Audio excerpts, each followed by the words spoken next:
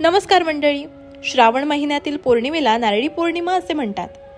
या दिवशी मोठ्या उत्साहात रक्षाबंधन साजरे केले जाते.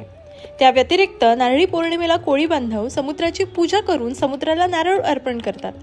काही ठिकाणी सोन्याचा नारळही वाहतात. परंतु तुम्हाला माहित आहे का, समुद्राला नारळ का अर्पण केला जातो आणि नारळी पौर्णिमेलाच ही प्रथा का करतात? सविस्तर माहितीसाठी व्हिडिओ शेवटपर्यंत नक्की बघा.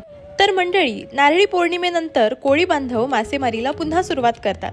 नारळी पौर्णिमेच्या दिवशी समुद्राची भरती सर्वाधिक असताना समुद्रात नारळ सोडला जातो. समुद्राचा कोप होऊ नये, तसेच जहाजे नौका सुरक्षित राहाव्यात म्हणून कोळी बांधव या दिवशी समुद्राची पूजा करून नारळ अर्पण करतात. हिंदू धर्मात नारळ हे जवळजवळ सर्व धार्मिक विधींमध्ये वापरले जाणारे एक पवित्र फळ मानले जाते. नारळी पौर्णिमेला समुद्राला नारळ अर्पण करणे हे प्रतिकात्मक आहे. ते सुरक्षित सुरळीत प्रवासासाठी प्रार्थना दर्शवते. तुम्हाला हे माहित होते का? कमेंटमध्ये नक्की सांगा. आणि अशाच महत्त्वपूर्ण माहितीसाठी सबस्क्राईब करायला विसरू नका आपल्या मराठी वारसा या YouTube चॅनलला. धन्यवाद.